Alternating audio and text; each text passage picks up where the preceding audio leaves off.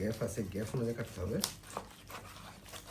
হাড্ডির এই যে গ্যাপ পার্টটা আছে না, গ্যাপ পার্ট অনুযায়ী কাটতে হবে। অনেক সময় এটা যদি হাড্ডি বরাবর হয় তাহলে একটু রামদা টামদা দিয়ে আপনাদের দোকান থেকে কাটে নিয়ে, আমি শুধু এখানে আপনাদেরকে দেখাচ্ছি এই কারণে যাতে আপনারা বুঝতে পারেন যে এটা অ্যাকচুয়ালি কাটবেন কিভাবে। আপনারা দোকান থেকে এইভাবে সাইজ করে কেটে নিয়ে আসবেন। এই যে একটু বড় বড় সাইজ করে কেটে নিচ্ছি হাড্ডি এবং মাংস। আর যেগুলো একেবারে বেশি বড় এগুলো চাইলে একটু ছোট করে নিতে পারেন।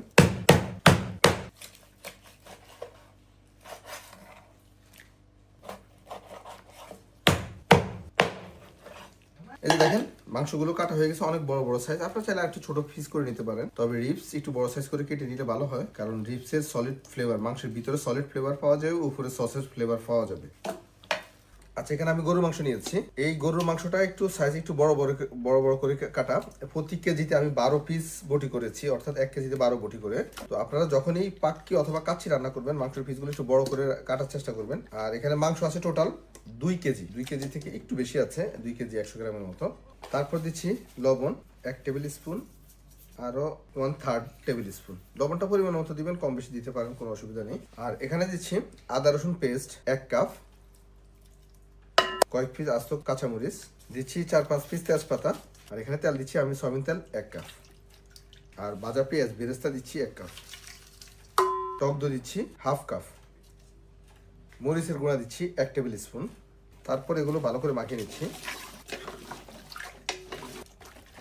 বাস, এখন এখানে এ পর্যন্ত কাজ শেষ। আমি এখনো কিন্তু কোনো মশলা ইউজ করি নাই। সো এ পর্যন্ত এখানে কাজ শেষ।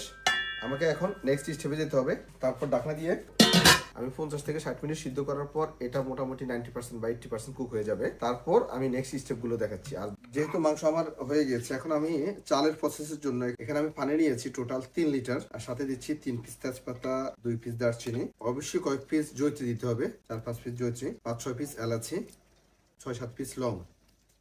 তারপর লবণ দিচ্ছি 1 টেবিল স্পুন, আরো 1/2 টেবিল স্পুন। এটা হচ্ছে আপনার অ্যাকচুয়াল লবণের পরিমাপ, আমি একটু বেশি দিচ্ছি।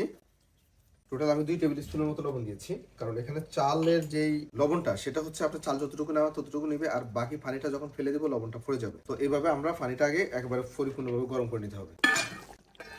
এই যে দেখেন পানিটা একদম পরিপূর্ণভাবে গরম হয়ে গেছে। আমি এখানে সুগার দিচ্ছি 2 টেবিল স্পুন। এটা হচ্ছে ব্রাউন সুগার, আপনার নর্মাল সাদা চিনিও দিতে পারেন, কোনো অসুবিধা নেই। এটা কিন্তু টেস্ট বুস্ট করবে এবং চালের কালারটা খুবই চমৎকার আসবে। তারপর চালটা দিচ্ছি।